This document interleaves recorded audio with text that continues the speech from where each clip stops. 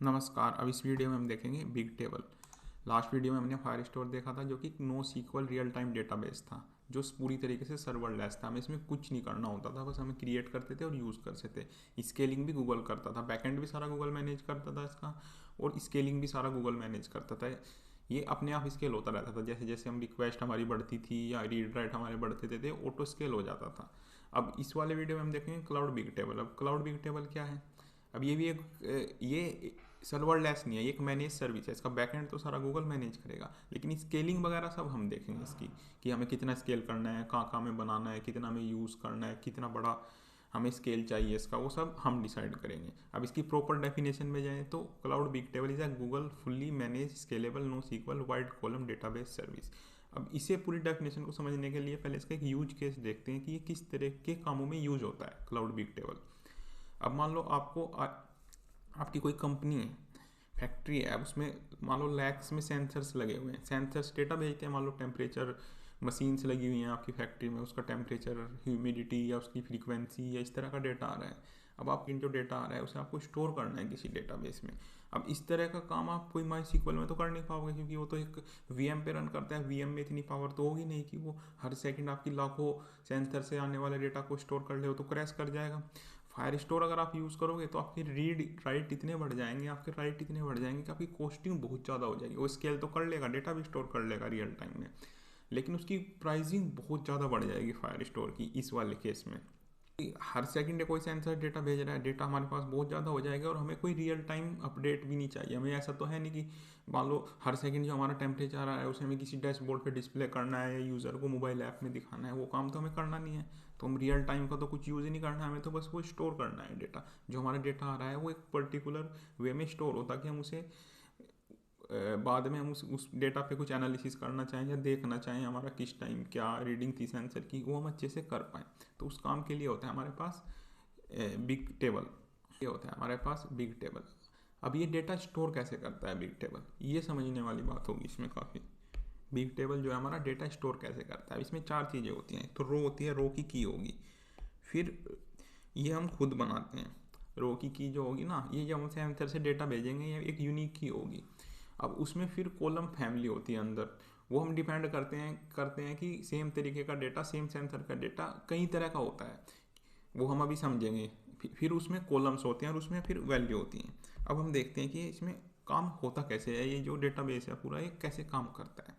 अब जो रो की होगी जो हम बनाएंगे, जैसे हम कोई भी सेंसर से डेटा भेजेंगे तो सबसे पहले उसकी रो की हम खुद बनाएंगे। उसको बनाने का एक तरीका होता है। उसमें हम क्या करते हैं, जैसे सेंसर होगा हमारा, सेंसर से डेटा जाएगा। सबसे पहले हम सेंसर की आईडी रखेंगे जो एक यूनिक आईडी होगी हमारी, और फिर हम उस पर एक कोडिंग से ऐसा करेंगे कि जिस टाइम का डेटा है ना उसको एक टाइम स्टैम्प लगाएंगे। मतलब जिस टाइम हमारा डेटा जा रहा है, ताकि वो हमारा जो डेटा है वो अल्फ़ाबेटिकल ऑर्डर में सेव होता है इसमें बिग टेबल में। तो जो हमारा पहले का डेटा है वो ऊपर से होता रहेगा, तो हमें उसे देखने में काफ़ी ईजी रहेगा। अब मान लो हमें पिछले 1 घंटे का डेटा देखना है, तो हम ऐसी क्वेरी लगा सकते हैं कि पिछले 1 घंटे का डेटा दिखा देगा कि 10 से 11 बजे तक का डेटा। तो इस तरीके से हमें देखने में भी ईजी होगा। तो हम पहले सेंसर लिखेंगे, इसे हम पूरा भी बना के देखेंगे इसको कैसे हम इसे क्रिएट करते हैं। पहले सेंसर लिखते हैं, फिर सेंसर की आईडी लिखते हैं, फिर हम टाइम स्टैम्प लिखते हैं। इस तरीके से हम डेटा को सेंड करते हैं। कॉलम फैमिली का क्या मतलब होता है इसमें?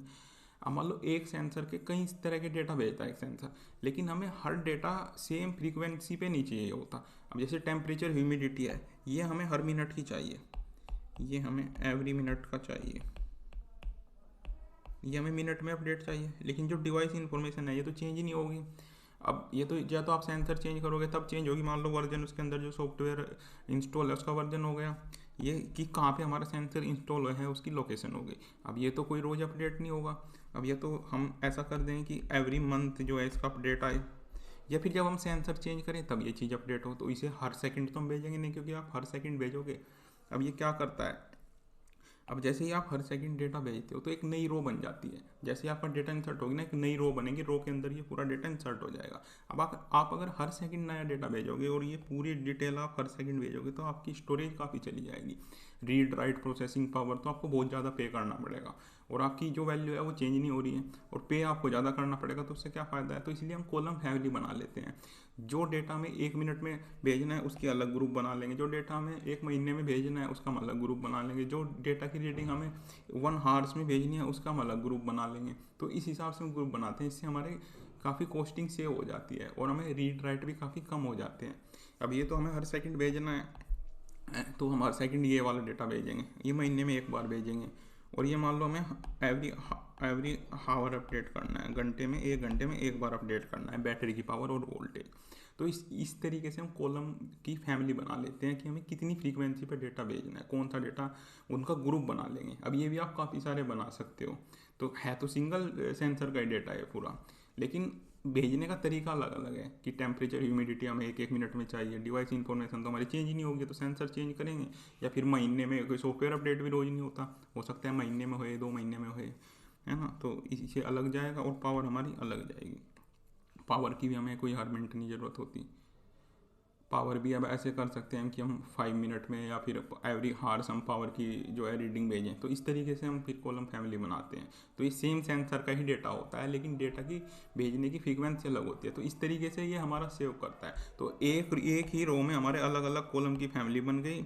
अब उनके अंदर हमारे कॉलम बन गए, कॉलम के अंदर हमारी वैल्यू होती है। तो इस तरीके से फिर हम जो हमारी रो बनेगी, रो की की बनेगी, वो बनती है जैसे सेंसर का आपने कोई कोड लिख लिया, एक यूनिक आईडी होगी आपके सेंसर की, और ये हमारा टाइम स्टैम्प होता है किस टाइम हमने डेटा भेजा है। ये यूनिक होगा सबके लिए, क्योंकि एवरी सेकंड या मिली सेकंड में होता है। तो जैसे जैसे आपका सेंसर डेटा भेजता जाएगा तो एक सीरीज में सेव होता जाएगा, एक नई रो बनती जाएगी, रो के अंदर कॉलम बनते जाएंगे, और ये आपका फिर आपको दोबारा जब रीड करोगे आपको देखना होगा कि मान लो 24 जनवरी में 10 AM पे क्या रीडिंग थी। तो उस तरह का डेटा आप देख सकते हो। जो आपका जो बिग टेबल है, Bigtable does not help you to find data. अब ये इसमें आप इस तरह की क्वेरी नहीं चला सकते कि 10 डिग्री टेम्परेचर कब था वो सारी रीडिंग आ जाए। इस तरह का काम नहीं आप इसमें कर पाओगे। आपको पता होना चाहिए कि आपको कौन सा डेटा देखना है, तो आपको बहुत जल्दी ये आपको सामने दिखा देगा।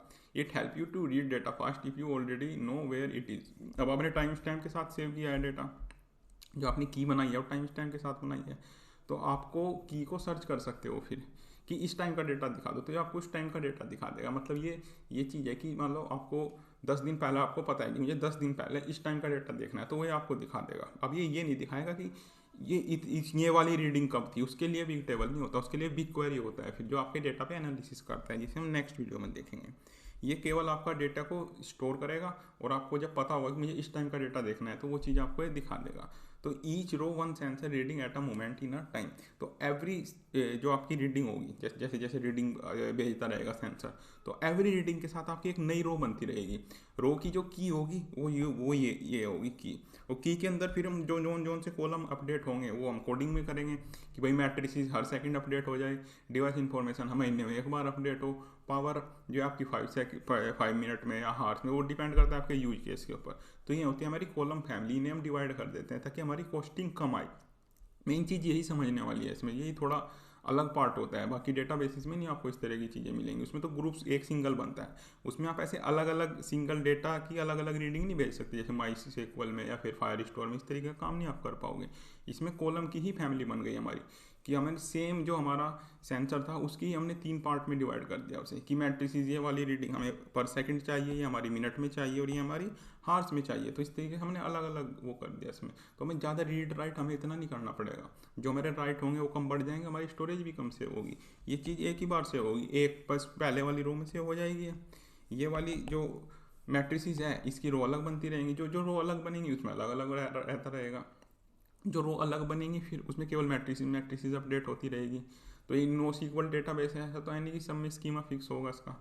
हम किसी में कुछ भी कर सकते हैं, किसी में 2 भी बना सकते हैं कॉलम में फील्ड, किसी में 3 भी बना सकते हैं। स्कीमा तो कोई फिक्स नहीं होता इसका, तो इसलिए इसे NoSQL डेटाबेस बोलते हैं।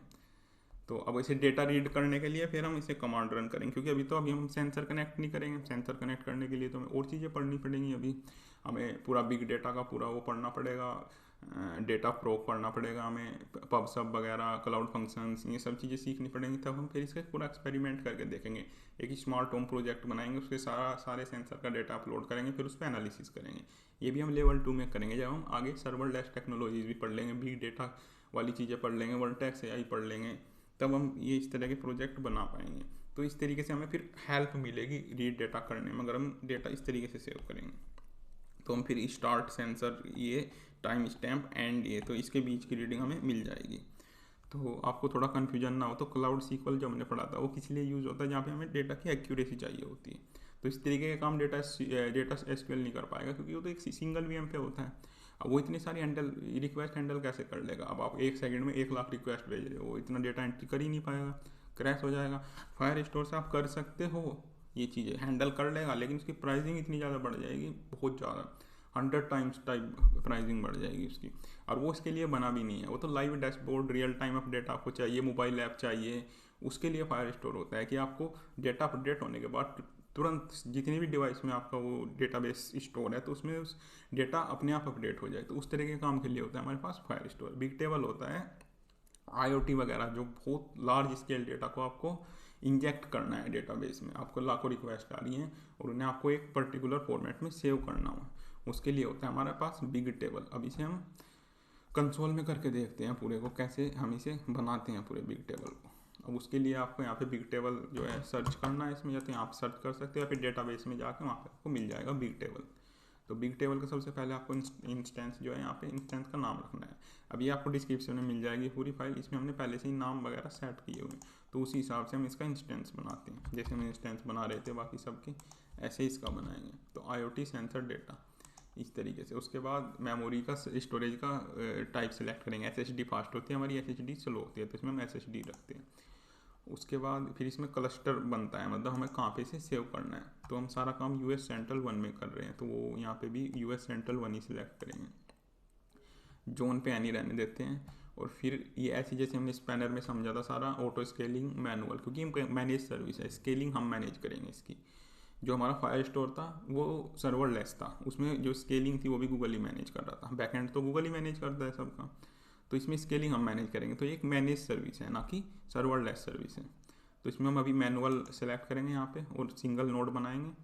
और एनक्रिप्शन हमने समझा हुआ है ही, कैसे हम क्लाउड KMS से की बना के फिर उसे हम खुद मैनेज कर सकते हैं, इसका भी एक डेडिकेटेड वीडियो है। तो यहाँ पे आप इसकी प्राइसिंग देख सकते हैं, कितनी इसकी प्राइसिंग होती है, ये आप देख सकते हैं इसकी। तो इसे हम करते हैं क्रिएट इंस्टेंसेस को, थोड़ा सा टाइम लगेगा इसे क्रिएट होने में। जैसे ये क्रिएट होगा फिर आपको इंस्टेंस ID पे यहाँ पे सेलेक्ट करना है, तो इंस्टेंस ID को आपको करना है सेलेक्ट। फिर आपको टेबल में जाना है, यहाँ पे ये आपको एक टेबल क्रिएट करनी है। अब टेबल क्रिएट करेंगे हम सेंसर्स, अब टेबल का नाम रखते हैं हम सेंसर्स। फिर ये सारी कमांड समझते हैं कि ये कैसे कैसे हम इसे यूज़ करेंगे। टेबल्स का नाम हम सेंसर्स रख लेते हैं। अब यहाँ पे कॉलम फैमिलीज बनानी है, जिसकी हम बात कर रहे थे, कॉलम फैमिलीज की। अब सेंसर्स का डेटा स्टोर होगा, अब हम इसमें 3 कॉलम फैमिली बनाएंगे। तो मैट्रिसेस बनाएंगे जिसमें हम टेम्परेचर, देखो ये दोबारा देखते हैं इसे दोबारा समझते हैं। देखो अब ये कॉलम फैमिली हम 3 कॉलम बनाएंगे, इसमें 3 कॉलम फैमिलीज बनाएंगे, मैट्रिसेस, डिवाइस इन्फॉर्मेशन और पावर। जो मैट्रिसेस है उसमें तो टेम्परेचर और ह्यूमिडिटी रखेंगे हम, और ये हमें मान लो हर सेकंड अपडेट करना है इसे। डिवाइस इन्फॉर्मेशन हमें महीने में एक बार अपडेट करनी है, या फिर हम जब डिवाइस चेंज करेंगे तब अपडेट होती है। तो ये दूसरा ये बनाएंगे। और तीसरा बनाएंगे हम पावर, जिसे हम हर हावरली बेसिस पे अपडेट करेंगे, ना कि मिनट के बेसिस पे अपडेट करेंगे, क्योंकि है तो ये सब एक ही सेंसर का डेटा, लेकिन हमें अपडेट अलग अलग टाइम करना है। अगर हम सेम टाइम सारों को अपडेट करेंगे तो हमारी प्राइसिंग बढ़ जाएगी, रीड हमारे मतलब राइट बहुत ज़्यादा बढ़ जाएंगे, मेमोरी हमें ज़्यादा चाहिए होगी। और सेम चीज़ हम क्यों बार बार स्टोर करें? डिवाइस इन्फॉर्मेशन हमारी सेम ही रहने वाली है अगले 1 महीना, मान लो हमें डिवाइस चेंज ही नहीं करनी है ना सॉफ्टवेयर अपडेट करना है, तो हम क्यों बार बार बार बार बार बार उस चीज़ को इंसर्ट करें? तो ये फ़ायदा होता है। अब चलते हैं दोबारा अपने डेटाबेस पे। तो 3 हम कॉलम फैमिली बना देते हैं। यहाँ पे आपको स्पेलिंग का ध्यान रखना है, क्योंकि हमने जो कमांड ये बनाई हुई है जिससे टाइम कम लगे, कि बार बार हम टाइप करेंगे तो उसमें एरर आ जाता है, तो उस हिसाब से आपको फिर नाम रखने हैं। यहाँ पे अगर आपने नाम चेंज कर दिया तो फिर एरर आ जाएगा। तो एक तो मैट्रिसेस बनाते हैं, अभी हम समझेंगे पूरा कोड क्या है। मैट्रिसेस बनाएंगे, इसके भी आपको फिर 4 ऑप्शन मिलते हैं कि आपको डेटा कब तक रखना है। नेवर कलेक्ट गार्बेज, इसका मतलब है कभी डिलीट नहीं होगा, आपका नया डेटा इंसर्ट होता रहेगा। एज बेस्ड पॉलिसीज़, इसमें क्या है कि मान लो आपको 1 महीने का डेटा रखना है, बाकी डिलीट होता रहे, वो तो आपके यूज केस पे डिपेंड करता है। वर्जन का मतलब आपको इन्फॉर्मेशन देनी है, जैसे डिवाइस इन्फॉर्मेशन होगी, ये नाम वगैरह, तो उसके पुरानी डिवाइसेस के नाम, इसमें आपने सेंसर चेंज कर दिया तो उसका नाम चेंज हो गया, है ना, सॉफ्टवेयर चेंज हो गया। अब जो पुरानी 3 सॉफ्टवेयर या पुरानी 4 सॉफ्टवेयर की एंट्री रही उसमें, तो यहाँ पे आप वर्जन सेलेक्ट कर सकते हो उस तरीके से। फिर कस्टम पॉलिसी वगैरह आप खुद की भी बना सकते हो। अभी तो हम नेवर कलेक्ट गार्बेज वाला ही करके रखते हैं इसमें। अब दूसरा कॉलम नेम हमारा क्या है? डिवाइस इन्फॉर्मेशन रखते हैं हम इसमें। तीसरा पावर, सब स्मॉल लेटर में है। 3 हमने कॉलम फैमिली इसमें बना ली है। बाकी आपको सब अनचेक रखना है और इसे करना है क्रिएट। अभी बैकअप वगैरह तो अभी बनाएंगे नहीं, अभी तो हम ट्रायल कर रहे हैं। तो ये आपके यहाँ पे एक टेबल क्रिएट हो जाएगी। अब इसमें डेटा इंसर्ट कैसे होगा? अब डेटा तो सेंसर भेजेंगे। अब पूरे तरीके से जब इसका प्रोजेक्ट बनाएंगे तो हमें बिग डेटा का भी, गूगल क्लाउड में जो बिग डेटा की सर्विसेज होती हैं, जैसे डेटा प्रोक होता है या पब सब होता है, जो हमारा डेटा लेके आता है और इसमें इंसर्ट करता है, वो तो हमने भी पढ़ा नहीं है। तो हम अब डेटा कैसे इंसर्ट करेंगे इसमें? अभी हम कमांड लाइन का यूज़ करेंगे, इसमें क्लाउड सेल का यूज़ करेंगे। डेटा इंसर्ट करने के लिए हम कुछ कमांड रन करेंगे, उससे इसके अंदर डेटा इंसर्ट होगा। एक्चुअल में तो सेंसर से होता है, लेकिन वो सर्विसेज अभी मैंने पढ़ी नहीं है, अभी तो हम पढ़ेंगे। जब हम पढ़ लेंगे तो फिर इसका एक पूरा प्रोजेक्ट बना के दिखाएंगे आपको, पूरे सेंसर से कैसे सेंसर डेटा भेजता है, कैसे उस पर एनालिसिस होती है डेटा पे, वो भी हम करके देखेंगे जब प्रोजेक्ट में। अभी तो आप ये समझे कि होता क्या है, इसका पर्पस क्या है डेटाबेस का, और कैसे हम इसे बनाते हैं, ये चीज़ आपको समझ में आनी चाहिए अभी तो बिग टेबल में जाते हैं। अब ये कमांड समझो। अब सबसे पहले तो आपको जो इसमें क्लाउड बिग टेबल का ये इंस्टॉल करना पड़ेगा कंपोनेंट, हमने तो किया हुआ है पहले, तो आप ये कमांड रन करके इसे इंस्टॉल कर सकते हो जब इसे CBT का मतलब पता चलेगा। उसके बाद हम क्या करते हैं, इसमें प्रोजेक्ट अपना जो डिफ़ॉल्ट प्रोजेक्ट है उसे सेट कर देते हैं, तो हमें बार बार फिर से बताना नहीं पड़ेगा हम किस इंस्टेंस की बात कर रहे हैं। जैसे हम जो क्लाउड बिग टेबल है तो उसमें कौन से इंस्टेंस की बात, अब हो सकता है इसमें आपने ज़्यादा इंस्टेंसेस भी बनाए हुए, अभी तो एक ही बनाया हुआ है, तो बाय डिफ़ॉल्ट इसमें सेट कर देते हैं। जैसे ही एंटर करोगे तो ये सेट हो जाएगा, तो इसे बार बार नहीं बताना पड़ेगा कि कौन सा इंस्टेंसिस है। उसके बाद जो पहला डेटा है इसमें CBT सेट सेंसर, सेंसर्स क्या है यहाँ पे, ये टेबल का नाम है। उसके बाद ये जो हम ID की बात कर रहे थे, अब सेंसर 1 हमने इसका नाम रखा हुआ है, जो फर्स्ट वाला सेंसर है। उसके बाद ये हैश लगाया हुआ, उसके बाद टाइम स्टैम्प मान। अब यहाँ पे कायदे से तो जो हम कोड लिखेंगे उसमें TS1 नहीं होगा, उस पर हम एक रियल में अपने कोड से ही टाइम स्टैम्प जनरेट करेंगे और यहाँ पे वो इंसर्ट करके फिर हम भेजेंगे। अभी ट्रायल के लिए तो हमने केवल इसमें ऐसे ही लिख दिया TS1 कायदे से, तो ये टाइम स्टैम्प होगी। तो हमने ये कई सारी रिक्वेस्ट बना रखी हैं, मानो ये एक अलग रीडिंग जाएगी, फिर अलग रीडिंग जाएगी, फिर अलग रीडिंग जाएगी, इस तरीके से समझ सकते हैं।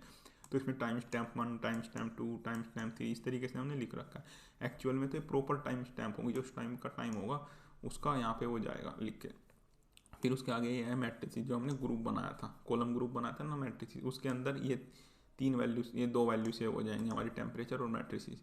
डिवाइस इन्फॉर्मेशन जो हमने कॉलम बनाया था उसके अंदर फिर वर्जन और लोकेशन सेव हो जाएगी। यहाँ पे आपको स्पेस वगैरह नहीं देना, बीच में स्पेस दोगे तो एरर आ जाएगा। तो अगर आपको इस तरीके से लिखना है, पूरा सिंगल वो होना चाहिए, बीच में कोई स्पेस वगैरह नहीं होना चाहिए, और नहीं कोई लाइन स्पेस होना चाहिए, पूरी कमांड भी सिंगल लाइन होनी चाहिए आपकी। फिर हमने पावर में क्या किया, पावर में हमने लिख दिया बैटरी कितनी है और वोल्टेज कितनी है, तो ये हमारी फर्स्ट रीडिंग जाएगी। उसके बाद हमने एक दूसरा सेंसर करा, उसका केवल फ्रीक्वेंसी लिखी है ताकि आपकी समझ में आए। ये एक अलग रो बनेगी, ये एक अलग रो बनेगी, इस रो के अंदर इतने सारे कॉलम बनेंगे 3, और फिर ये डेटा हमारा इंसर्ट होगा। ये एक अलग रो बनेगी, इसमें सेंसर, ये दूसरा सेंसर हो गया हमारा, ये इसका डेटा जाएगा, ये केवल फ्रीक्वेंसी कर रहा है। फिर जो हमारी अगली कमांड है उसमें केवल मैट्रिसेस वाली इन्फॉर्मेशन जाएगी, डिवाइस इन्फॉर्मेशन, बैटरी पावर, ये नहीं जाएगी। ऐसे ही फिर कुछ टाइम बाद क्या होगा, हम मतलब अब ये मान लो कि ये हर सेकंड जा रही है रिक्वेस्ट, अब 5 मिनट बाद क्या होगा, मान लो आप इसे यहाँ से एज्यूम कर सकते हो कि अब 5 मिनट हो चुकी है। 5 मिनट बाद हम केवल पावर अपडेट कर रहे हैं, डिवाइस इन्फॉर्मेशन तो हमने अपडेट की ही नहीं। तो इस तरीके से इसमें डेटा सेव होता है अलग अलग टाइम स्टैम्प के साथ। अब इन्हें रन करके देखते हैं। आपको पूरी इसे कॉपी करना है यहाँ पे, और से पूरी कमांड को करना है यहाँ पे रन, थोड़ा हर टाइम लेगा रन होने में, इसे इग्नोर कर सकते हो आप। अभी ये बोल रहा है कि आपने कोई पासवर्ड वगैरह नहीं यूज़ किया है, तो इसलिए आपका जी क्लाउड के क्रेडेंशियल यूज़ कर रहे हैं वेरीफाई करने के लिए, तो उसे आप इग्नोर कर सकते हो। ये आपका डेटा इंसर्ट हो गया। अब आप इसे देखोगे कैसे, CBT रीड और अपनी टेबल का नाम सेंसर्स, तो इसे आप रन करोगे कमांड को, तो आप देखना आपके पास पूरा डेटा आ जाएगा जो आपने इंसर्ट किया है इसमें। ये देखो कितने कायदे से आपको सेव होता है इसमें। अब सेंसर 1 TS1 ये आपका की आ गई जो आपने भेजी थी, जो आपकी रो की है। अब ये रो होती है पूरी, ये सिंगल रो होती है, जैसे ये लाइन लाइन लाइन लाइन आ रही है ना, इसका मतलब ये एक अलग रो है, ये एक अलग रो है। अब सेंसर 1, अब देखो इसमें कितने अच्छे से डेटा सेव होता है। सेंसर 1 TS1, डिवाइस लोकेशन आ गया हमारे पास, डिवाइस वर्जन आ गया, उसके बाद मैट्रिसेस वगैरह आ गई, इसकी सारी ह्यूमिडिटी, टेम्परेचर, बैटरी वोल्टेज सब कुछ आ गया। और सेंसर 3 का डेटा हमारा अलग रो में सेव हुआ है, तो हमें देखने में भी कितना ईजी होता है। अब हम दूसरी कमांड रन करके देखते हैं। दूसरे वाले एंट्री डालते हैं इसमें। अब ये आप ये ऐसे जूम कर सकते हो कि सेंसर आपका डेटा भेज रहा है। अब इसका पूरा प्रोजेक्ट बनाएंगे हम आने वाले टाइम में, लेकिन अभी तो बना नहीं सकते प्रोजेक्ट, अभी तो आपने चीज़ें पढ़ी नहीं है वो। तो आप ये मान सकते हो कि सेंसर ही डेटा भेज रहा है। तो ये हम कमांड लाइन से करके देख रहे हैं। दूसरी भी रन कर दिया, अब तीसरी भी रन करके देखते हैं। फिर हम रीड करेंगे, तीसरी भी रन करके देखते हैं। तो ये सब आप खुद करके देखें, तभी आपकी चीज़ें समझ में आएंगी। ऐसे देख के नहीं होगा इससे कुछ भी। कुछ एरर आना होगा या कुछ भी होगा तो आपको पता चल जाएगा उस चीज़ का कि आपके कंसेप्ट समझ में आया है नहीं आया है। तो अब दोबारा हम इसे रीड करेंगे, रीड सेंसर। अब जैसे ही आप रीड करोगे तो देखना आप कितने कायदे से इसमें अल्फ़ाबेटिकल ऑर्डर में हमारी चीज़ें सेव होती हैं। तो ये तो हमारी पहली रीडिंग आ गई सबसे स्टार्टिंग वाली। पहले सेंसर 1 की आ गई, फिर सेंसर, इसका नाम सेंसर 3 रखा हुआ है हमने। पहले तो सेंसर 1 की आ गई हमारे पास सारी रीडिंग, फिर हमारे पास सेंसर 3 की आ गई सारी रीडिंग। अभी आप यहाँ पे देख सकते हो सेंसर 1 की पहली रीडिंग आ गई, विद टाइम स्टैम्प सेव होता है इसमें बिग टेबल में। जिस टाइम आपका डेटा गया उस टाइम स्टैम्प के साथ सेव होता है। तो सेंसर 1 की सारी रीडिंग आ गई, फिर सेंसर 3 की सारी रीडिंग आ गई। तो एक अल्फ़ाबेटिकल ऑर्डर में। और जो फर्स्ट वाली रीडिंग थी उसमें केवल ये हमारी इतनी इन्फॉर्मेशन है, जो बाकी रीडिंग थी उसमें हमारी ये इतनी इन्फॉर्मेशन नहीं सेव हुई है। तो ये आप देख सकते हो। अब आप दोबारा करोगे तो इस तरीके से इसमें डेटा सेव होता है।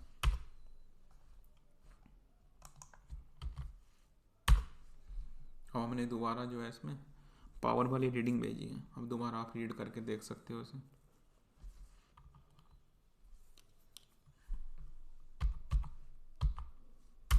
दोबारा आप रीड करोगे,